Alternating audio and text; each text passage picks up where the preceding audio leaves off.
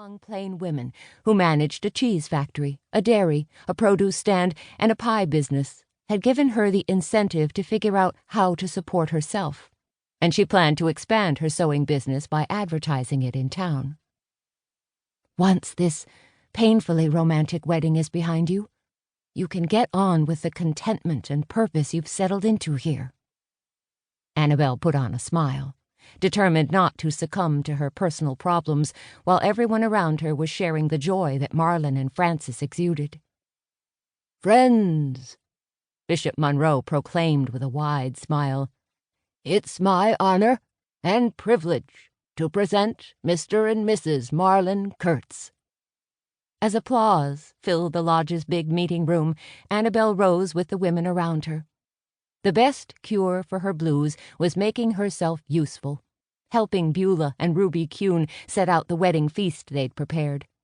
The Madel Mennonite sisters were the queens of the kitchen when it came to cooking for large gatherings.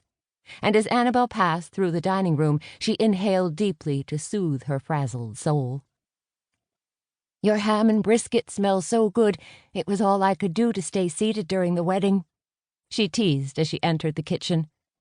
"I was trying to think up an excuse for slipping back here to sample some of it. To be sure it was fit for our guests, of course." Ruby and Beulah laughed as they headed toward the ovens. Their bright floral print dresses fluttered with their quick, efficient movements as Beulah slipped her hands into mitts while Ruby lowered the oven doors. The hair tucked up under their small, round Mennonite caps was silvery, but nobody could call them old. "I was pleased that Marlin asked for ham," Beulah remarked, deftly lifting the blue granite-ware roasters onto the nearest butcher-block countertops. "It's a tasty way to feed a lot of folks with a minimum of fuss. And the pineapple rings and maraschino cherries make it look pretty from the get-go," Ruby put in. "Chicken and stuffing might be the traditional wedding dish, but it looks awfully bland. And who says you have to have that for your second wedding just because you served it the first time? Tickles me pink that Francis and Marlin have finally tied the knot, even if Francis cut the usual mourning period a little short," Beulah said.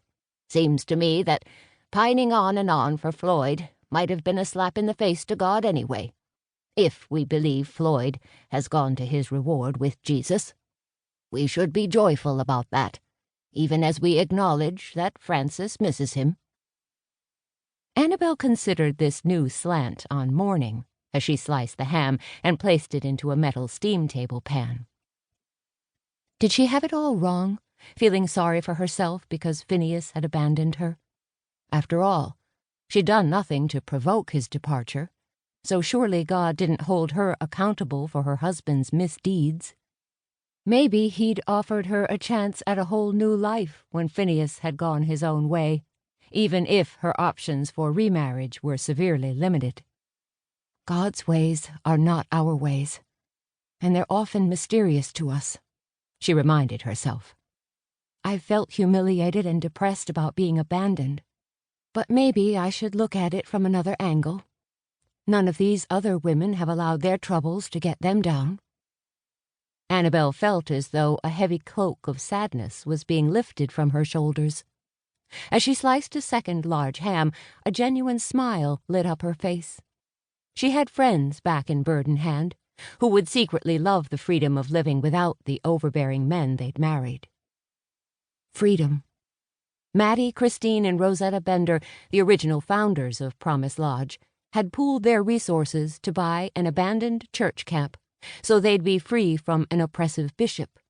And they'd been able to do that because they were widowed or single at the time. All three of them had gotten married this past year to wonderful men who allowed them to make their own choices. So maybe there'd be another chance for Annabelle to find that same sort of happiness someday. At Promise Lodge, the bright blue sky was the limit. "It's good to see that smile on your face, Annabelle," Ruby said softly.